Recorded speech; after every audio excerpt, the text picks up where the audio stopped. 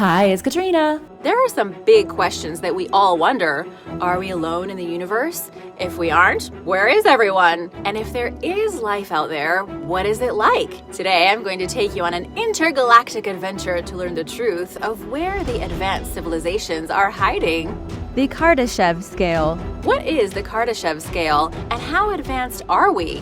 Michio Kaku is a brilliant theoretical physicist who says that humanity has reached a turning point. Michio says that the next 100 years will determine whether our species thrives or falls into the oblivion that is extinction. Currently, humanity is a Type 0 civilization. Michio says that if humans want to reach the stars and make alien contact, we're going to need to do a little bit better. You might be wondering what a Type 0 civilization is. It is the lowest possible civilization on the Kardashev scale. The scale was designed as a concept in 1964 by Russian scientist Nikolai Kardashev. He was using cosmic signals to search for alien life. He didn't find any, but he did come up with a theory for the various types of advanced civilizations that could lurk in the universe. Technically, the human race is not even on the Kardashev scale. A Type 1 civilization would be able to harness all the energy from their neighboring star.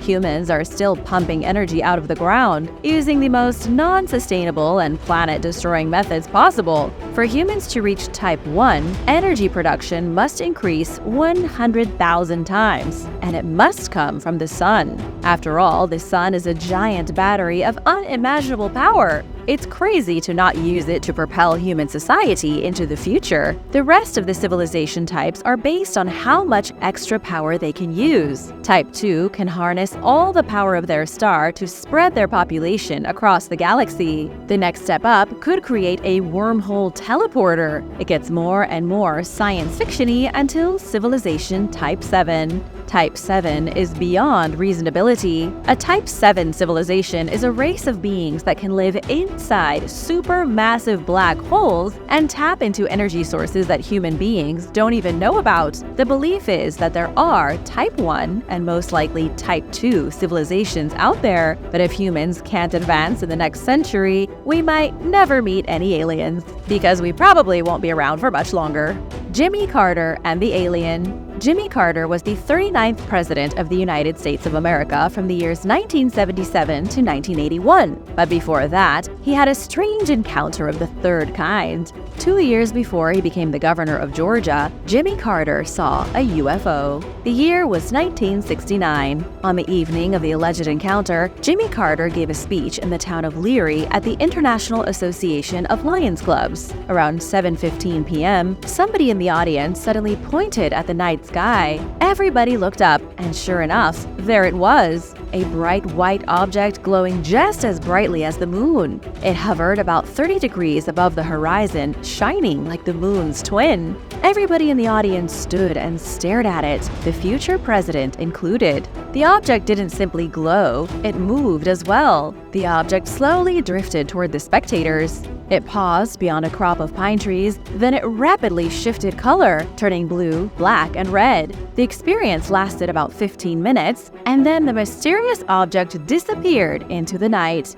Jimmy Carter gave an official report of what he witnessed in 1973. The International UFO Bureau in Oklahoma City approached Carter when he had become governor to see what he had to say about the incident, and that was when he gave them the full story. There are a few unusual discrepancies, though, but then again, there always will be cases like this. When investigators asked other people who were at the same event, nobody could remember seeing a UFO. Only one man who was interviewed admitted he saw a blue light, but he said he thought it was a weather balloon. The former president was the only one who seemed to remember a UFO in the skies over Georgia. Carter never suggested it was an alien. He described it as an unexplained event. He also promised that if he became president, he would make all secret UFO information available to the public, though that never happened. The alien autopsy.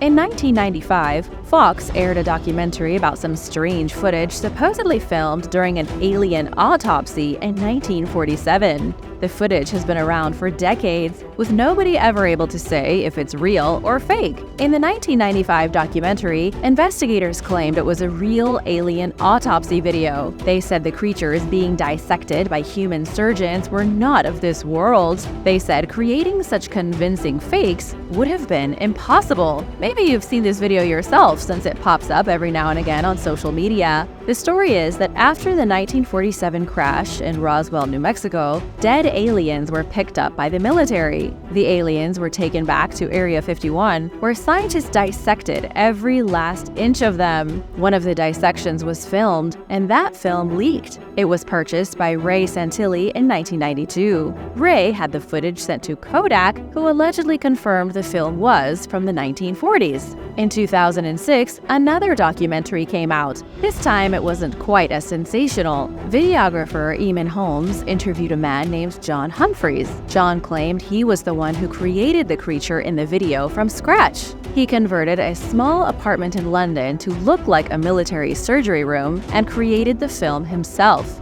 However, he also claimed the video was a reconstruction of a real alien autopsy he saw in the early 1990s. In the 2006 doc, Ray Santilli also admitted his video wasn't truly from the 1940s. He confessed that he had been lying in the earlier Fox documentary. It's hard to know what to think. Skeptics have pointed out the removal of the alien's brain in the autopsy footage doesn't look legitimate. There was no severing of connective tissues as you would expect in a brain removal, but who knows about alien biology? Sure, maybe everyone was lying and the video is a fake, or maybe somebody told them to reverse their story to make the video look like a fake. It's one of those things where the answers are probably even stranger than the questions. The elephant of Mars. Something unusual has been spotted on the surface of Mars. It looks like an elephant. According to UFO experts, this strange object is an alien artifact. The discovery was made in a recently released photo of Mars by NASA. The picture was taken by the Perseverance rover on the surface of the red planet. Self-proclaimed alien expert Scott Waring studied the picture and identified something strange between rock formations.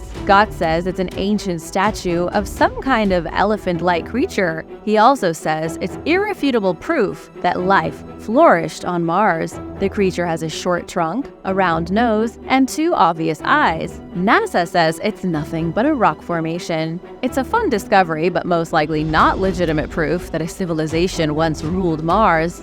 Scientists, real scientists, not conspiracy theorists, made a recent discovery that has people very excited. NASA's Curiosity rover discovered evidence of mud cracks on the Martian surface. The cracks appear to be evidence of wet and dry cycles. Scientists think it's proof that the planet was once covered in lakes and rivers and experienced similar seasonal cycles just like Earth. The mud cracks are real, definitive proof that Mars may have held life. Maybe even life not unlike our own.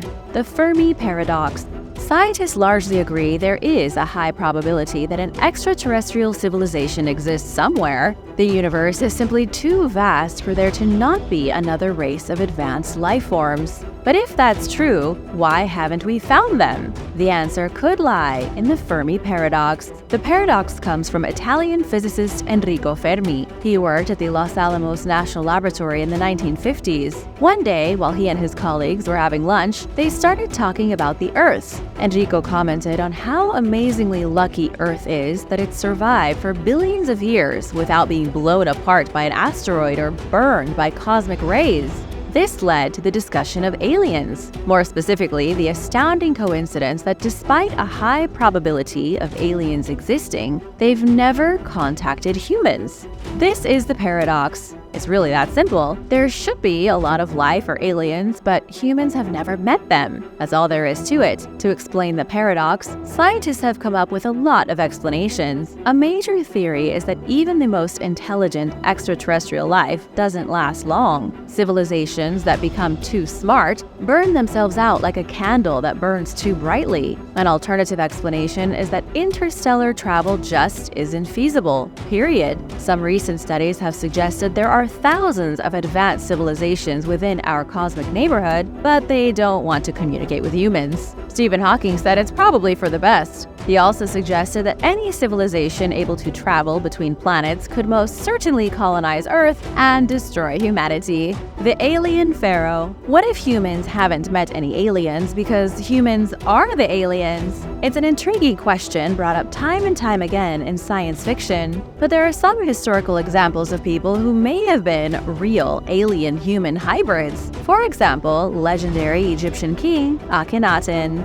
Pharaoh Akhenaten was an extremely strange character. He was the son of Pharaoh Amenhotep III, taking the seat as king after his father's death in 1351 BC. He was immediately hated. In fact, Akhenaten may have been the most despised pharaoh in Egyptian history. He tried to destroy the Egyptian religion by starting his own new religion. He wanted everyone to worship the sun instead of the gods who had been a staple of Egyptian society for thousands of years. This caused great division in the kingdom and plenty of panic. It would be like today if the Vatican decided to no longer worship God and instead the Pope suddenly called on all Christians to forget Jesus and worship the moon and the sun and the tree gods. It wasn't just his religious policy that made him unusual. He also looked really weird. Most of the statues of Akhenaten show a man who looked alarmingly like an alien. He had unusually soft facial features and an elongated head. He was skinny with long arms except for a tummy that stuck out. In many of the carvings, he doesn't have very good posture.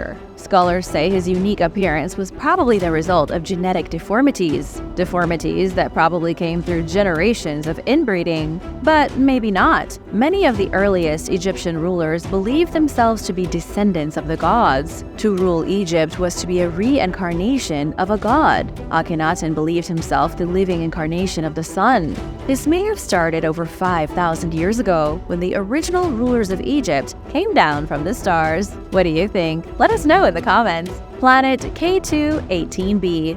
NASA is constantly on the hunt for alien life. They may have just found the first real evidence of it on a planet called K2-18b. The James Webb Space Telescope may have just identified a molecule in the atmosphere of the distant planet that confirms it harbors life. Astronomers first discovered K2-18b in 2019. Their initial tests showed potential signs of water vapor within the atmosphere. Further tests showed the water vapor could actually be methane. Then, with the launch of the extraordinarily powerful James Webb Telescope, things changed drastically. The James Webb Telescope is significantly more capable of detecting subtleties on a planet. It's the best tool NASA has right now for finding real alien life. When they pointed the telescope at K2-18b, the James Webb picked up signs of carbon-bearing molecules including methane and carbon dioxide. But the most important discovery was a molecule called dimethyl sulfide. On planet Earth, dimethyl sulfide is only created by life.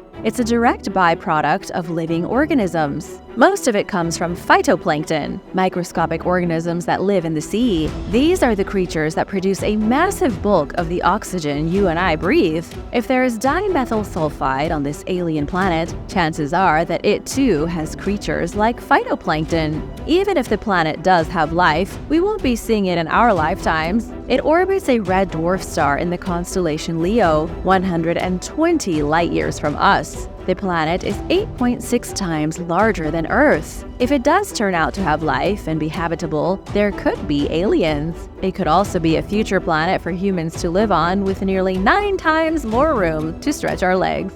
The Alien Protocol. Let's say you wake up tomorrow and look at your phone and the first thing you see is a crispy clear video of an alien ship descending somewhere in the US. It's not a hoax, it's the biggest story in the world. Aliens have officially landed. That's a little dramatic. Let's dial it back a notch and say that a human satellite picks up irrefutable evidence of an alien signal out in space. How would the world react? In 1989, the Search for Extraterrestrial Intelligence Institute came up with a protocol for that very eventuality. It's a little vague, but it's the only protocol scientists have right now. The protocol says that in the event of confirmed alien contact, scientists must seek immediate instruction from the United Nations. It's not a very good protocol, so scientists are in the midst of making a new one. John Elliott at the University of St. Andrews in Scotland is coordinating a team to establish a new alien contact protocol. Scientists are cooking up a plan the entire world should follow in the event of an unexpected encounter with aliens. But the plan's not ready, so I can't tell you what it is. Sorry to disappoint. What I can say is that the team is not just figuring out what to do if aliens are contacted, they're trying to understand how to make contact happen sooner. The new SETI detection hub is currently scanning signals for any potential message sent from an alien life form. Scientists are also working on how to properly develop technology that will decipher alien signals. The hope is that scientists will learn how to make an impact assessment based on a particular signal. Then they'll know what to do based on this signal and the protocol they'll soon establish. Thanks for watching! Be sure to stay tuned for extra content you might have missed. The oldest throne room. On the ancient island of Crete in Greece, archaeologists were excavating the ruins of an ancient palace when they came upon the oldest throne room in all of Europe. This island was once the center of the Minoans, an old civilization that predates Greece and is generally believed to be the first truly modern European society. They built these incredible palaces with the immense riches they earned from trading with other ancient kingdoms, such as Egypt and Mesopotamia. The Minoans prospered from between 3000 BC until 1500 BC and were considered extremely advanced for their time. They were famous for their artwork and frescoes, as well as their organized administrative centers spread over several islands. The Palace of Knossos was very impressive and was the center of their government. Not only was it the home of the king, but all administration and ceremonies were held here, so it had to accommodate a lot of people. It comes with a huge basement that once stored things like wheat, oil, and of course, treasure. The amazing artwork is still visible inside the palace walls, even after thousands of years. The most impressive part of the palace, though, is the throne room, which contains a kingly throne crafted from pure gypsum. In front of the throne is a small stone bowl that could have been used in any number of religious ceremonies and rituals. However, archaeologists aren't sure if the throne was actually sat on by a king or if it was meant to be the seat of a god or a goddess present during the rituals. The rest of the palace is just as grand, with 1,300 rooms. It would have been the seat of local power until it was destroyed by either fire, a brutal earthquake that crippled the Minoans, or the invasion of the Mycenaeans after 1400 BC. Biblical treasures. Archaeologists have stumbled upon a mysterious artifact dating back 2,600 years that seems to confirm complete chapters from the Bible. Excavators found something called a bulla, which is in essence a document from ancient times, something like a hard clay seal. They found it inside the city of David during a recent excavation. On this strange artifact was written, "Belonging to Jehukal, son of Shelemiah, son of Shovi." It was translated by leading archaeologist Dr. Eilat Mazar. If the translation is to be believed, this proves that at least two names from the Bible were in fact real people, Jehukal and Shelemiah. In the book of Jeremiah, who is the second prophet in the Hebrew Bible, Jeremiah gets thrown into a pit after warning the kingdom of Judah that Jerusalem was about to be overrun and destroyed by the Babylonian army. The person who threw him into the pit was named Jehukal. Of course, there is a healthy dose of speculation surrounding the discovery.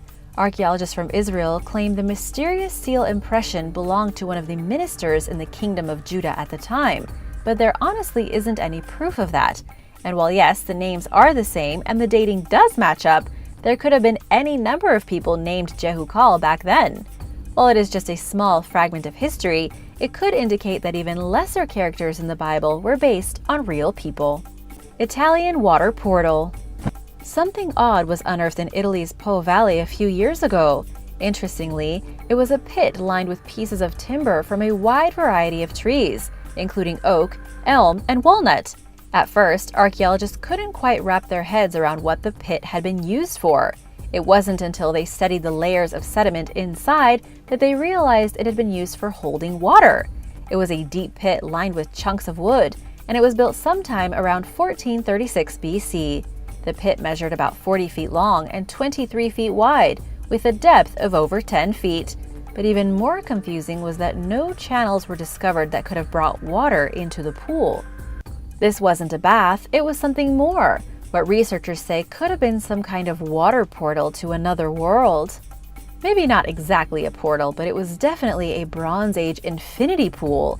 Based on where the giant pit was found, its size, and the fact that it was filled with still water, when standing at its edge, the pool would have reflected the sky and given the impression of standing at the edge of a portal to another reality.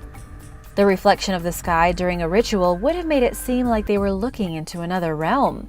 This fits with other discoveries made in the Po Valley, where archaeologists also discovered pieces of pottery and figurines that suggest ritual activity.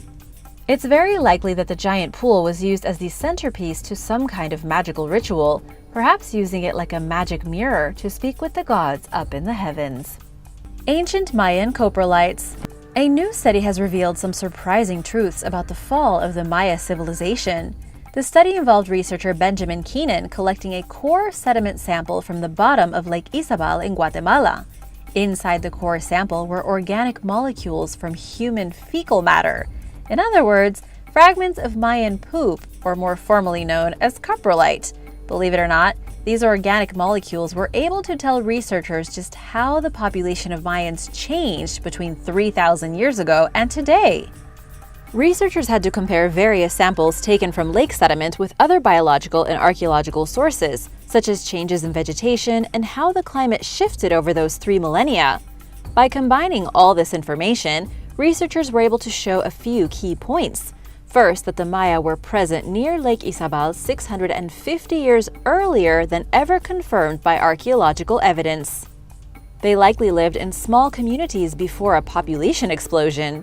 Next, the poo fragments showed that even after the collapse of the Mayan civilization around the year 1000 AD, there were still small groups of Mayas living around the lake. The Mayans then experienced a population explosion around 1600. Before swiftly being chased out of their stronghold in Guatemala by the invading Spanish. What this means is that the Mayans were on the upswing. Whatever demolished their population hadn't killed them completely. They were actually making a comeback, at least until the Spanish showed up. Jesus' foreskin. One of the weirdest, most mysterious, and kind of disturbing discoveries in archaeology has to do with the foreskin of Jesus Christ. Oh yes, this is one of the holiest holy treasures in existence. But nobody actually knows if it's real or where it really is. Let's start with the fact that during the Middle Ages, there were 12 holy foreskins in churches across Europe.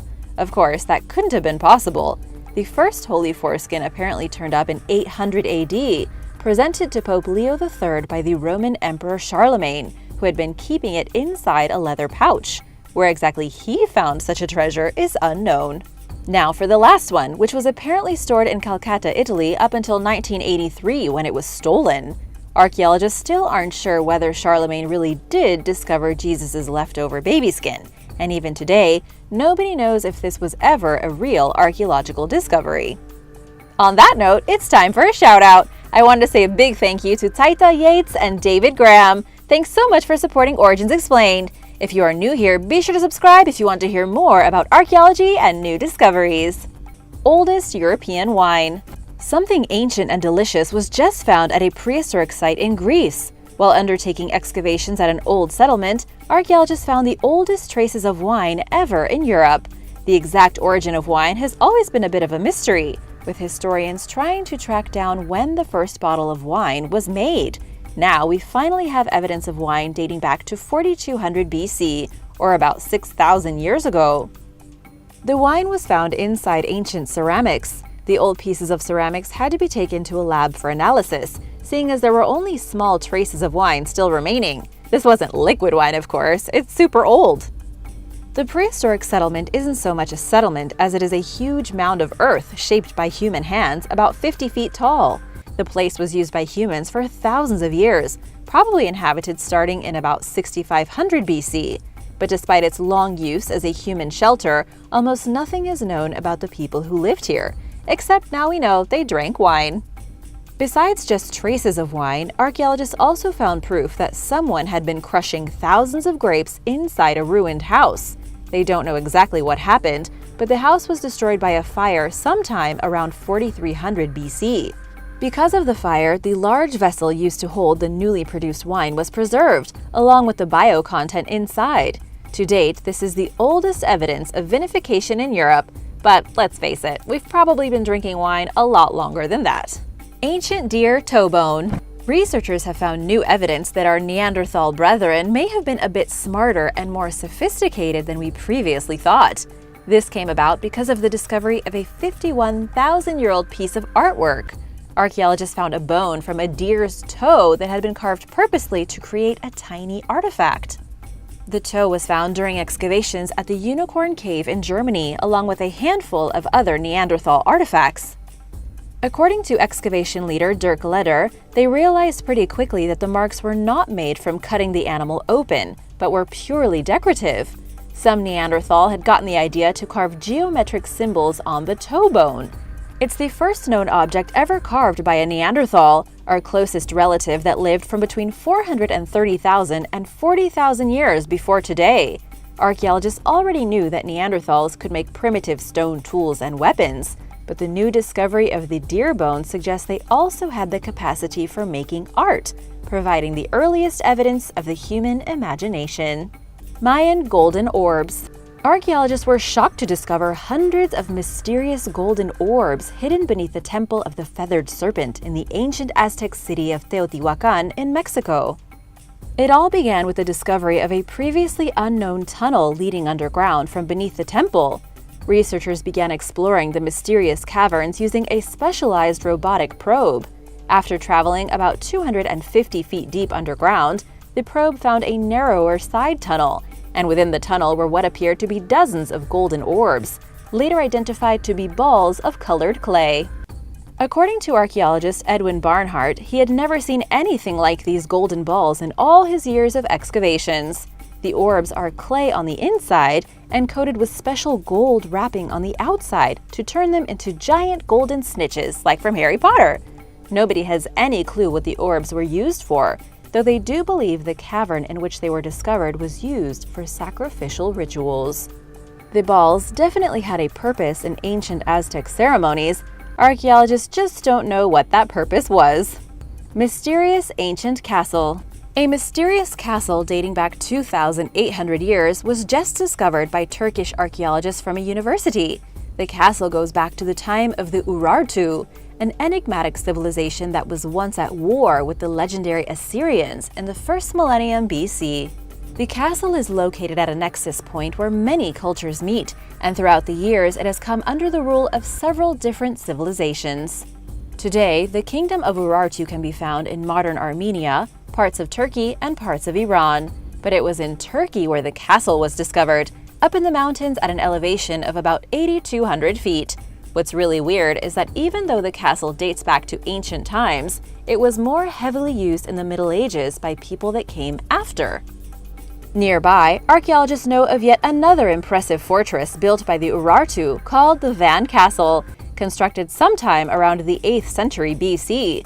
Both castles were commandeered by civilizations that rose up after the Urartu were defeated and forced into the backlog of history, such as the Armenians, the Byzantines, the Persians, the Romans, and even the most recent Ottomans. Archaeologists believe the Urartu rose up in the Iron Age and built their settlements in what is now a lake. As the water levels rose early in the 13th century BC, the Urartians were forced to flee into the mountains, where they began to build an entire civilization on the craggy slopes. They were invaded by the Scythians and other local forces, and eventually were forced to abandon their impressive castle, which today isn't much more than some hollow rooms and passages carved into the mountainside. Weird mummies. Archaeologists working in Egypt have discovered a small collection of very unusual mummies. It happened at an archaeological site about 25 miles south of Cairo, at the Dashur Royal Necropolis, a burial site used for entombing high-ranking officials back in the days of King Amenemhat II. Heard of him? Me neither, until now. Approximately 8 limestone sarcophagi were taken out of the ground, with the mummies inside of them being exceptionally unique, even in the world of Egyptology. The weird thing about the mummies is that each one had been painted to almost look like a weird buried alien. Each mummy was covered in a layer of painted material known as cartonnage. This is a kind of paint used to decorate a mummy to give it a human face. But rather than looking human, the result is that they kind of look like extraterrestrials. The mummies date back to between 664 and 332 BC. According to Dr. Mostafa Waziri with the Supreme Council of Antiquities, 3 of the mummies were found to be in almost perfect condition. But just who were these mummies and why were they given such bizarre treatment? As of right now, archaeologists can't really be sure. They were probably people who held prominent places in government, but it's doubtful they had any higher of a station than that, seeing as they were buried in pretty ordinary tombs. Thanks for watching! Which of these discoveries was your favorite? Let me know in the comments below, and let me know what you'd like to learn more about. Be sure to subscribe if you haven't already, and I'll see you soon. Bye!